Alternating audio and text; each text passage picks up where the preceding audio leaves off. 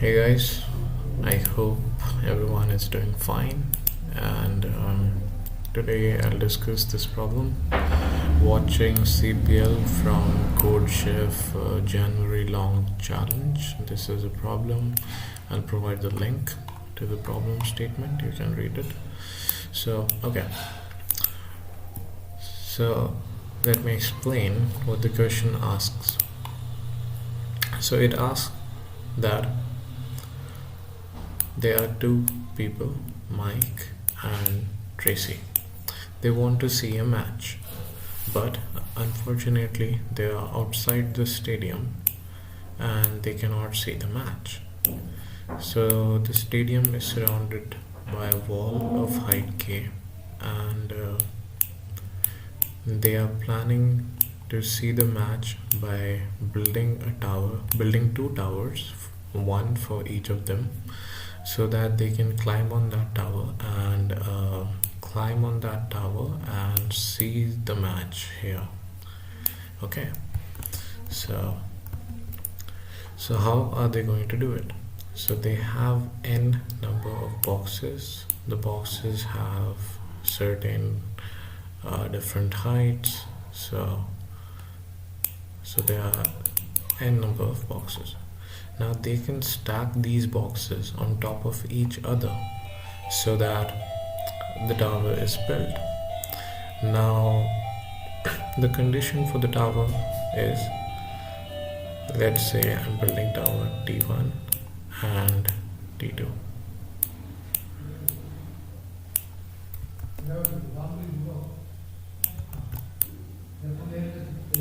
Okay, so now the condition for these towers is that their height must be at least k, then only they can see the match. Otherwise, how can they see the match? They have to, the tower's height should be at least k. So h1 should be at least k and h2 should be at least k. Alright, so these two conditions have to be met, and to meet these conditions, in doing so I have to use the minimum number of boxes. In doing so, minimize the number of boxes. Okay.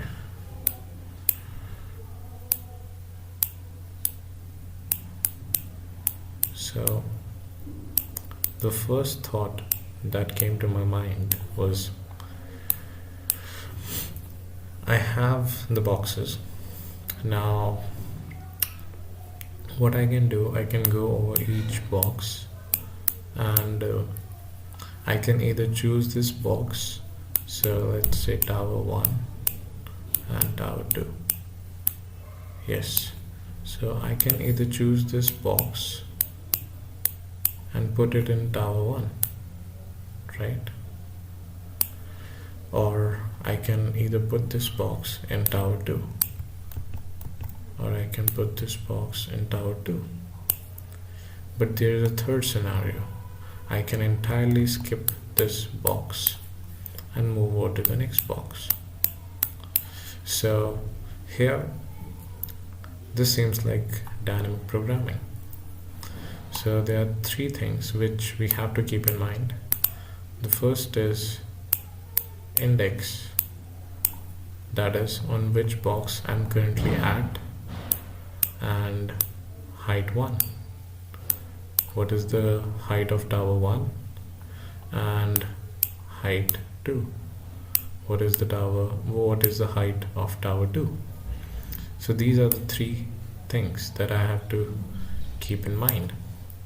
But in doing so, I will have to make dp of 3 dimensions for index, for height 1 and for height 2.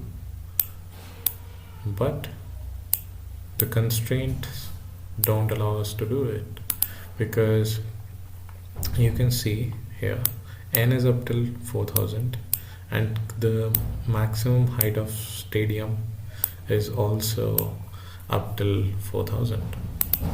So if I use 4000, 4000 and 4000 here, so that is 4000's cube, and we cannot support this much memory. So now the next thought is I have to remove one of the dimension among these three dimensions. So one thing is for sure, that I cannot remove the index dimension, because I need to know at which box am I currently standing at, like which box can I currently choose. So I need to know the index. I cannot remove it. So I can either remove h1 or I can either remove h2, one of them. So let's try to remove h2. Now here comes the greedy part. How are we going to remove this h2?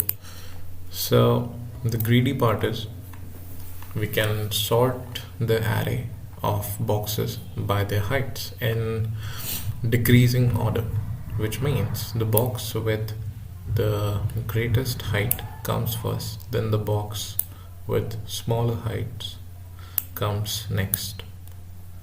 So yes, we can sort it like this. So what's the benefit in doing this? The benefit is that earlier what we are doing, we can either pick a box and put it in tower 1, we can either pick a box and put it in tower 2, or we can skip the entire box. So these were the three scenarios. But when we sort these boxes, we are only left with two scenarios. We can either put the box in tower 1, or we can put the box in tower 2. Reason is because this box is bigger. There's no point of skipping the box and moving over the next box. So there is no point to skip a larger box and move to a smaller box. So we can either put it in tower 2, or we can either put it in tower 1. So okay, that's good. Now how to remove the third dimension, which is h2? The h2 dimension can be derived from the h1 dimension. Let me show you how. If I already know h1, then h2 can be calculated as,